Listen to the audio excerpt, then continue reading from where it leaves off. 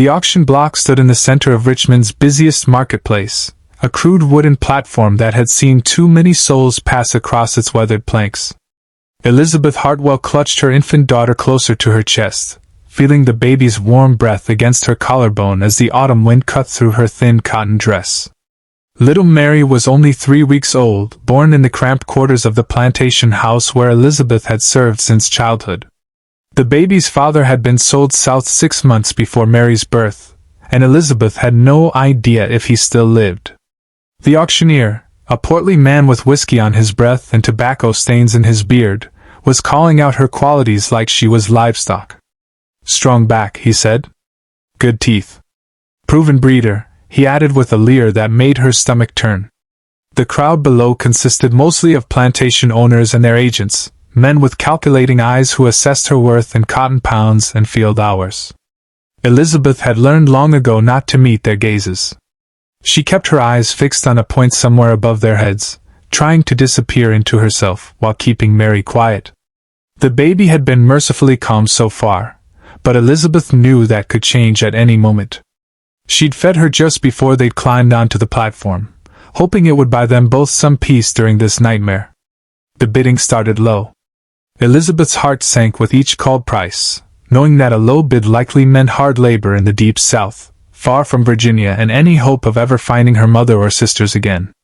The plantation owner who had held her papers died 3 months ago, and his wastrel son had wasted no time in selling off everything of value to pay gambling debts. Elizabeth and her baby were just another asset to be liquidated. She felt Mary beginning to stir, small fists pushing against the worn fabric of her dress. "Please," she thought desperately. "Please stay quiet, sweet girl." A crying baby might lower her price even further, or worse, convince a buyer to separate them. The auctioneer had made it clear they were being sold as a unit, but Elizabeth knew such promises were worth less than the breath used to speak them. The bids crawled upward with agonizing slowness. $500. $550. $600. Elizabeth tried not to think about what each increase meant, which man's plantation she might end up on, what kind of work awaited her. She'd heard stories about the rice plantations in the Carolinas, where slaves worked knee-deep in fever-infested water. She'd heard about the sugar fields of Louisiana, where the labor was so brutal that few survived more than a handful of years. Then a sound cut through the drone of the auctioneer's voice. A rifle shot fired into the air.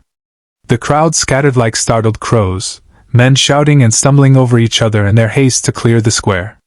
Elizabeth instinctively hunched over Mary, shielding the baby with her body as chaos erupted around them. The auctioneer dove behind his podium, and the 2 overseers who had been guarding the platform ran for cover. Through the dispersing crowd, Elizabeth saw him.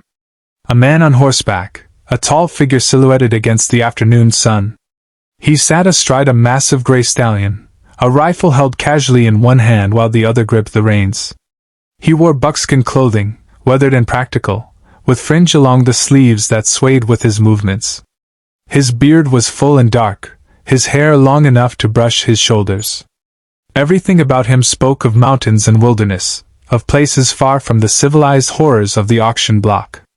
He urged his horse forward through the empty square, the animal's hooves clopping against the cobblestones with an unhurried rhythm that suggested a man with no fear of the consequences.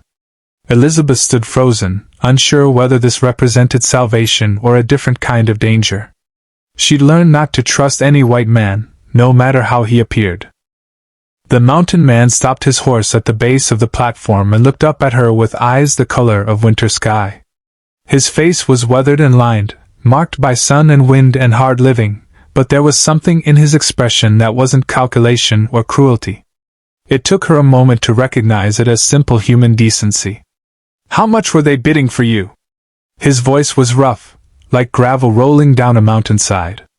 Elizabeth found her voice, though it came out barely above a whisper. $600, sir." He nodded once, then reached into a leather pouch at his belt.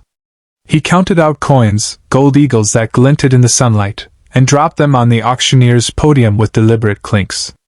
$1,000. That ought to cover it, along with papers showing free birth for both mother and child. The auctioneer had crept back to his station, eyes wide with a mixture of fear and greed. "Sir, the papers don't show free birth. These are legitimate sales, with proper documentation of ownership." The mountain man cocked his rifle with a sound that cut through the man's protests like a knife. "I said free birth papers. I'm sure you can find them, if you look hard enough. Or I can reduce the price I'm paying and take them anyway. Your choice." Money won over pride, as it usually did. The auctioneer scrambled for blank documents, his hands shaking as he filled them out. Elizabeth watched in stunned disbelief as he signed papers declaring that she and Mary had been born free, that no one had ever held ownership over them. They were lies, of course, but they were lies that could save their lives. The mountain man dismounted and climbed onto the platform. Up close, Elizabeth could see the scars on his hands, the lines around his eyes, the silver threading through his dark beard. He moved with the careful economy of someone used to dangerous situations, always aware of his surroundings. "Can you ride?" he asked her quietly. I've been on a horse before, sir." "Don't call me sir. Name's Thomas Garrett. We need to move before someone finds their courage and tries to stop us." He glanced down at Mary, and his expression softened almost imperceptibly. "How old?" "3 weeks." He nodded and helped her down from the platform, his grip firm but careful.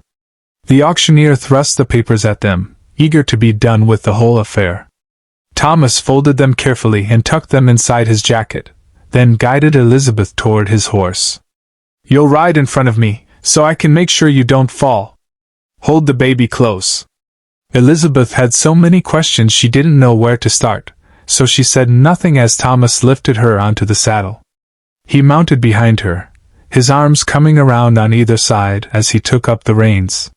She could feel the solid warmth of him at her back, the rifle barrel extending past her shoulder. They left Richmond at a steady pace, not running but not dawdling either. Thomas seemed to know exactly where he was going, guiding them through back streets and alleys until they reached the edge of town. Only when they were on the open road heading west did Elizabeth feel Mary relax against her chest, the baby finally releasing the tension she'd been holding. "Where are we going?" Elizabeth finally asked. "Mountains. I've got a cabin about 3 days' ride from here, in a valley where nobody bothers with other people's business." He paused. "You're free now. Those papers say so, and I'll testify to it if anyone asks. You can stay at the cabin long as you need, until you figure out what you want to do next." "Why?" The question burst out of her before she could stop it. "Why did you do this?" Thomas was quiet for a long moment, the horse's hooves maintaining their steady rhythm on the packed earth road.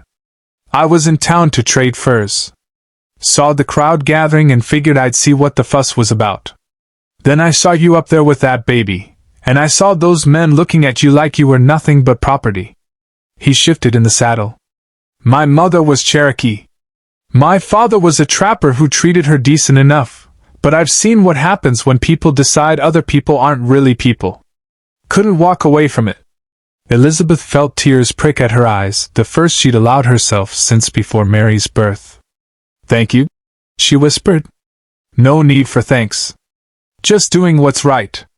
They rode through the afternoon and into the evening, stopping only when darkness made travel dangerous. Thomas made camp with practiced efficiency, building a small fire and sharing his provisions. He kept his rifle close but never pointed it at Elizabeth, treating her with a careful respect that felt almost foreign after years of being treated as property.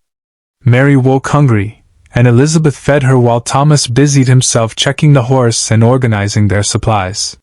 He had the gift of knowing when to give someone privacy, even in the intimate confines of a campsite. Over the next 3 days, they traveled deeper into the mountains. Thomas proved to be a man of few words but many kindnesses. He slowed their pace when he noticed Elizabeth tiring. He always made sure she and Mary had eaten before taking his own portion. He never asked questions about her past, never pried into the wounds she carried. The cabin, when they finally reached it, was more substantial than Elizabeth had expected. It sat in a clearing beside a clear stream, built from solid logs with a stone chimney and real glass windows. Thomas had made a life for himself here, far from the cruelties of civilization. "You can stay as long as you want," he told her as he helped her down from the horse. "There's room enough, and the valley provides for those willing to work." Elizabeth looked at the cabin, at the mountains rising green and gold around them, at the man who had risked everything to save two strangers. She looked down at Mary, sleeping peacefully in her arms, and for the first time in her life, she felt something like hope. "I'd like to stay," she said. "If you'll have us." Thomas nodded, a small smile breaking through his weathered features. "Then welcome home."